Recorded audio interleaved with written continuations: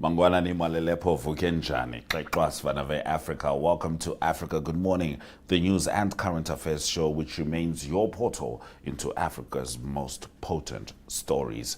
We're going to be joined by Arrie Hougaard as he delivers the South Africa report later in the program. But prior to that, these are some of the top stories we'll be looking at. Senegal rejects AFCON decision as Morocco awarded title after controversial ruling. Staying with AFCON, the AFCON final fallout does raise questions over the credibility of African football. Zimbabwe records over 3,000 human rights violations in February report.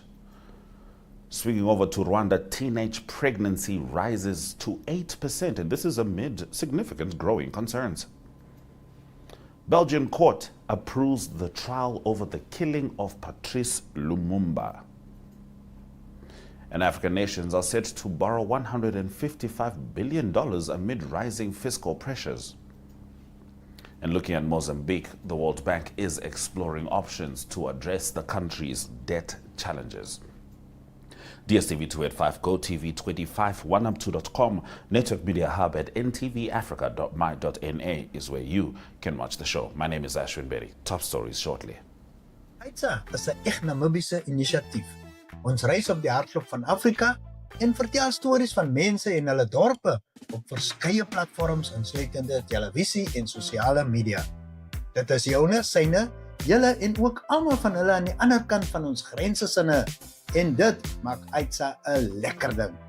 Kyk AITSA maande om 18:30 op NTV, 1up2.com, as ook op Netwerk Media Hub en NTV Afrikaans se YouTube kanale. Volg ons op Facebook of besoek ons webwerf by AITSAfrika.com.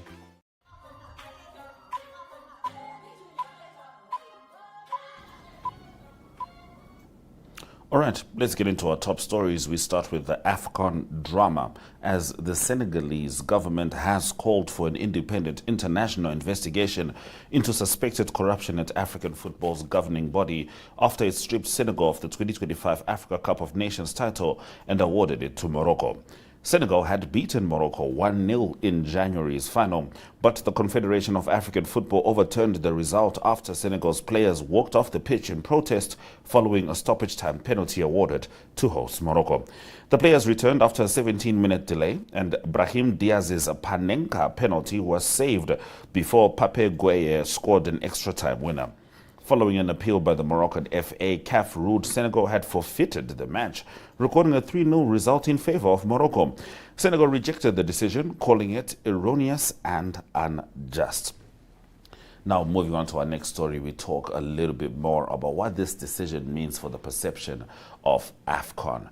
The decision to strip Senegal of the Africa Cup of Nations title and award it to Morocco has sparked controversy and raised concerns over the credibility of African football. The Confederation of African Football's appeal board had ruled that Senegal's walk-off during a final contravened tournament regulations, awarding Morocco a 3-0 victory. Senegal plans to appeal, prolonging a dispute that has already affected the image of the sport. Alain Giresse described the situation as damaging, while Samir Nasri said the decision discredits CAF. Former Vice President Kwesi Nyatanki warned of serious credibility issues. CAF President Patrice Lumumba acknowledged disappointment over incidents in the final, including players leaving the pitch, fights and interference by ball boys. He pledged to maintain integrity and improve refereeing standards. FIFA President Gianni Infantino condemned the scenes. Now, despite record growth in viewership, the controversy threatens progress, with concerns about governance and decision-making overshadowing the tournament's success and raising doubts about fairness and transparency across African football competitions. Now, at least 105 human rights violations affecting 3,205 victims were recorded across Zimbabwe just in February this year, according to a Zimbabwe Peace Project report. Violations included torture, assault, abductions, enforced disappearances, and restrictions on freedoms of assembly, association, and expression. Socioeconomic rights were also affected through unfair distribution of food aid, hate speech, unjustified arrest, and displacement. Of the victims, 1,651 were women, including 24 with disabilities, and 1,554 were men, including 14 with disabilities. ZANU-PF members accounted for 35.46% of violations, while the Zimbabwe Republic Police contributed 21.12%. Local authorities were responsible for 15.14%, school authorities 11.5%, and traditional leaders 6.37%. Other government officials and suspected state agents accounted for 3.59% each, with the Zimbabwe National Army at 1.20%. Harare, the capital, recorded the highest number of violations, followed by Manicaland and Matabeleland North. The report highlighted systemic involvement of state and politically affiliated actors, raising concerns about accountability and citizens' ability to participate freely in political as well as civic life. Teenage pregnancy in Rwanda has risen from 5% to 8% in 2025, reflecting a growing national challenge. Asia Ufitese became pregnant at 17, for example, forcing her to leave school and delaying her education.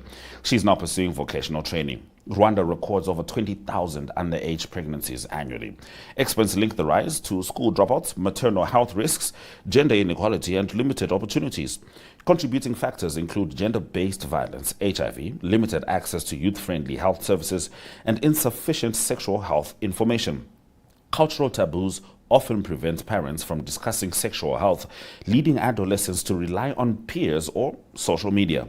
Pregnancy rates increase sharply with age, from under 1% at 15 to nearly 20% at 19. Stakeholders emphasize family communication, education, and community interventions. The government has lowered the age for independent healthcare access to 15. Services such as counseling and contraceptives are available, but gaps remain. Efforts continue to reduce teenage pregnancy through coordinated action involving families, schools, and institutions. Now, a Belgian court has ruled that former diplomat Etienne Davignon can stand trial over the 1961 killing of Congo's first Prime Minister Patrice Lumumba. Davignon, now 93, is accused of involvement in Lumumba's unlawful detention, transfer, and degrading treatment. He is the only surviving member among 10 Belgians accused in a case brought by Lumumba's family in 2011. Lumumba was executed by firing squad and his body dissolved in acid. Belgium has acknowledged responsibility and apologized to Lumumba's family and the Democratic Republic of Congo. Lumumba's grandson welcomed the ruling, saying Belgium is confronting its history. Lumumba became prime minister after independence in 1960 and was a leading anti-colonial figure. He criticized Belgium during independence celebrations, accusing it of humiliating Congolese people. He was removed in a coup in September 1960 and killed in January 1961. Western powers viewed him with suspicion during the Cold War, and a U.S. Senate inquiry later found that the CIA had already plotted to assassinate Patrice Lumumba. Those have been our top stories on Africa Good Morning. Shortly, we'll be joined by Arrie Hougaard as he takes us through the South Africa report. But prior to that, it's the weather.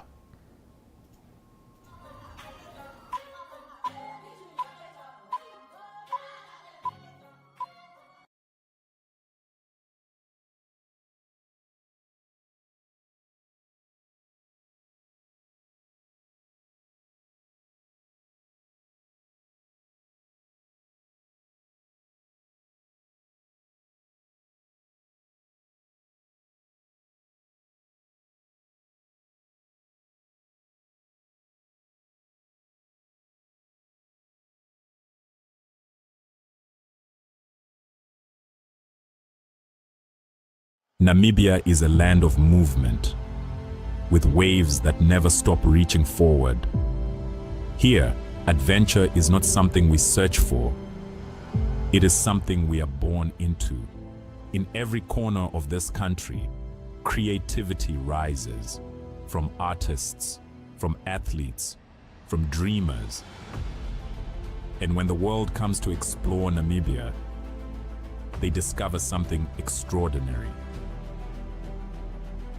Because when sport moves people, creativity moves ideas, and tourism moves the world toward us.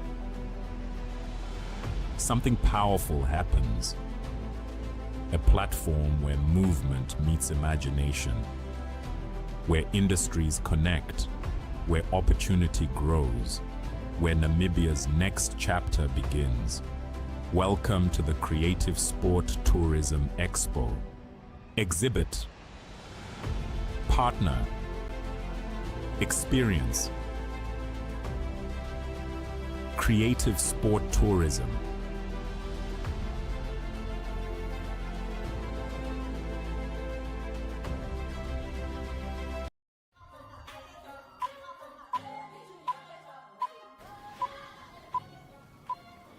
All right, it's time for us to be joined by Arrie Hougaard as he delivers the South Africa report, first detailing the government's response, particularly the Ministry of Agriculture, to the foot and mouth disease outbreak that is currently ravaging farmlands in South Africa, or farm animals to be more specific. South Africa's post office is in huge, dire financial trouble. Arrie will be talking also about Judge Hlophe potentially joining the Umkhonto weSizwe party, which is led by Jacob Zuma. In current news in South Africa, we go to the foot and mouth disease first. That is still very much in the news, very much a challenge for South Africa economically and also for millions of farmers across South Africa. So what's happening at the moment is that the Treasury of the government said they're going to free up funds, and that is to help the process. That is to move money between different departments in the government. So there's the Department of Agriculture. They've been exempt from certain provisions. So money can be moved around and they can reallocate funds. So that is good news for the farmers. And there's an urgent response for vaccines needed. And it is 416 million South African rand that could be reallocated to help for vaccines to be acquired. So there's 14 million cattle that needs to be vaccinated in South Africa. And it is 28 million vaccines that is needed for this process over time. So this will be done with no cost to any farmers for the vaccination. So at the moment, President Ramaphosa declared it a national disaster, the foot and mouth disease in South Africa. It's in all 9 provinces. There's been cases reported. Also related to the production of vaccinations, South Africa currently will also produce vaccinations themselves. There's been vaccinations that's been imported from Argentina, but 20,000 vaccinations will be produced weekly, and hopefully it will be up as high as 200,000 in 2027. And South Africa's beef export really struggled in this time. It started in 2025 already, and it is down 26% in 2025. And a lot more now in this year as well. So that's a big challenge. Still the foot and mouth disease, but hopefully vaccinations can be acquired and rolled out quickly. Still in current news, also the post office is in the news, and the possibility to liquidate the post office in South Africa.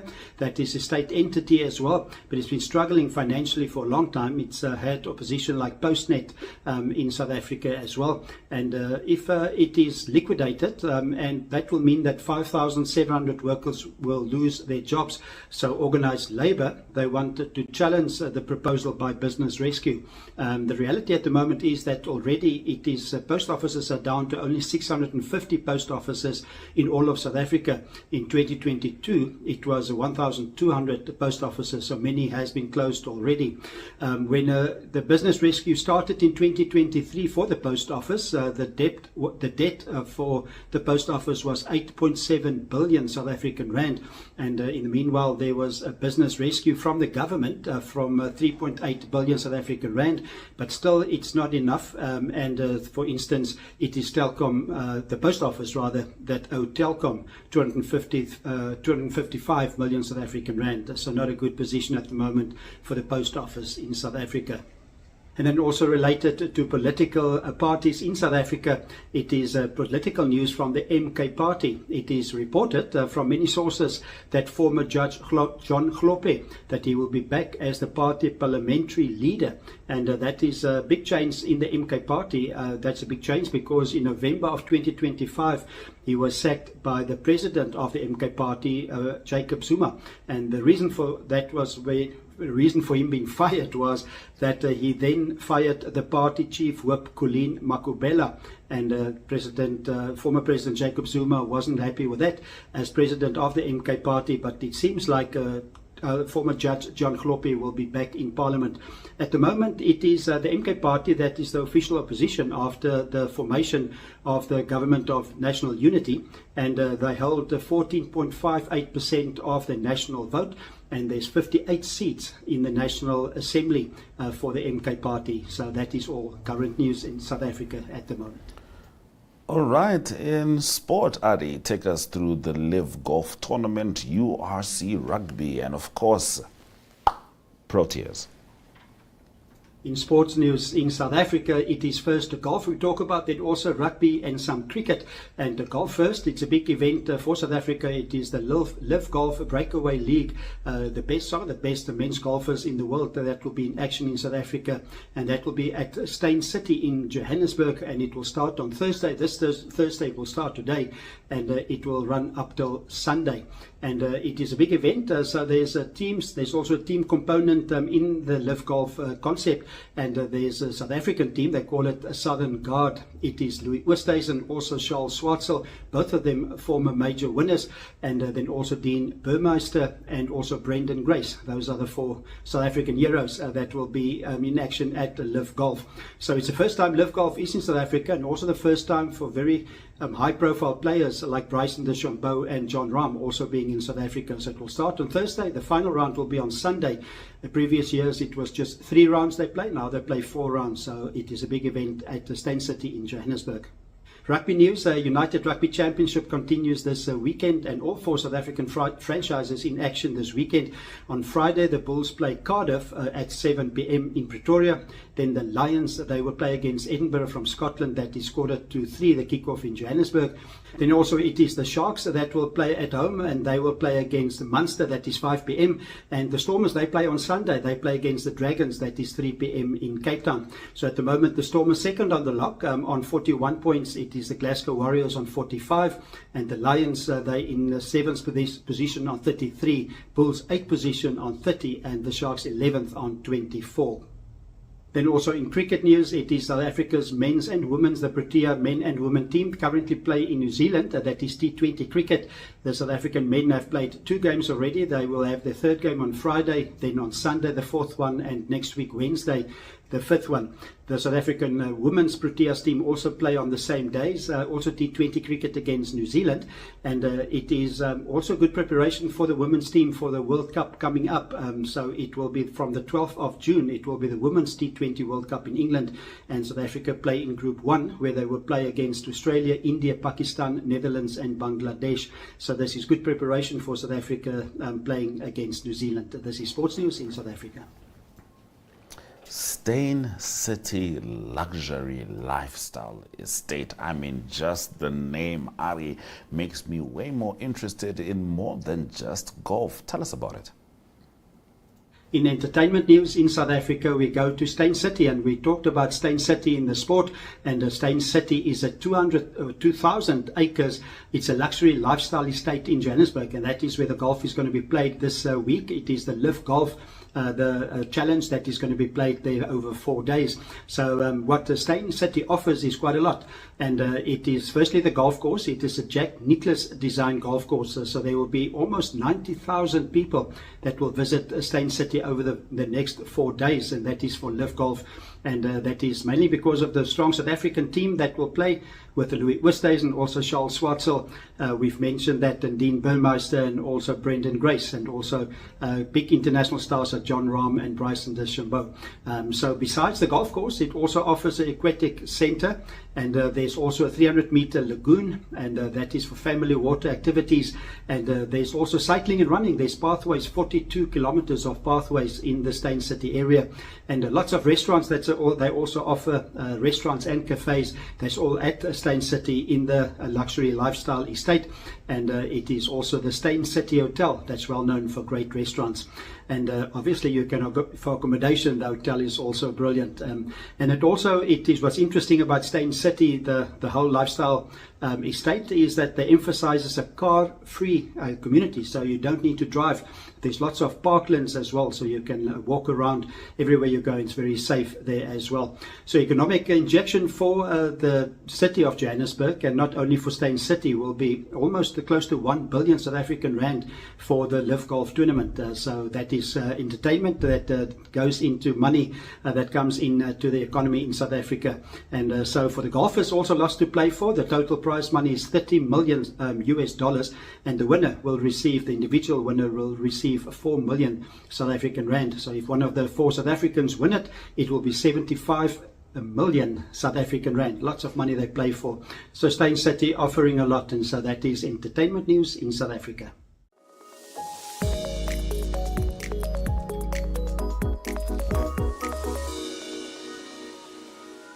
In a world where politicians promise the moon and deliver potholes, where democracy sometimes arrives in camouflage and ballots often look like formalities, one show dares to laugh with Africa, at Africa, and sometimes for Africa.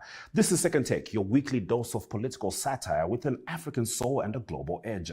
From coups disguised as press briefings to ministers moonwalking past accountability, we serve the real news with sharper writing. Each week we bring you the TikTok of the week, because sometimes the revolution is vertical, and the heartwarming moment of the week to remind us that not everything is burning. We also sit down with the bold, the brilliant, and the brave, voices that question power, stir thought, and spark laughter. Because when the headlines are wild, the leaders are louder, and the truth is lost in translation, we all need a second take.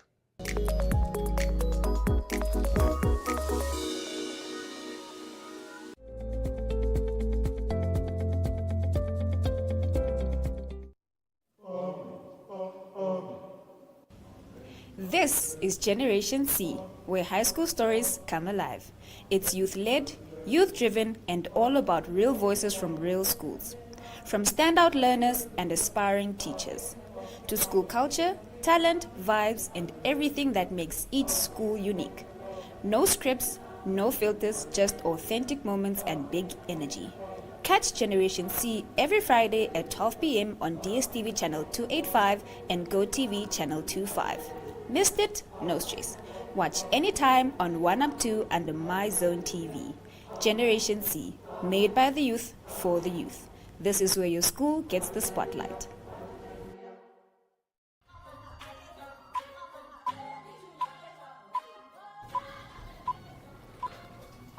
In economic news, African nations are expected to borrow $155 billion in long-term commercial debt in 2026, marking a 10% increase from the previous year, according to S&P Global Ratings.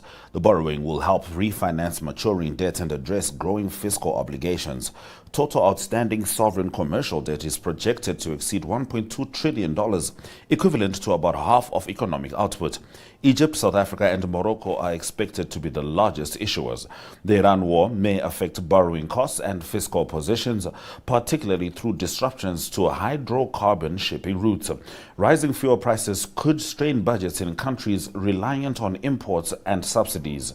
Despite these risks, favorable global financing conditions may help governments refinance debt at lower costs.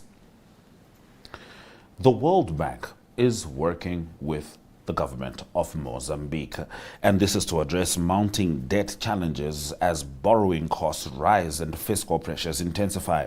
A debt sustainability analysis conducted with the International Monetary Fund found Mozambique's debt is not sustainable.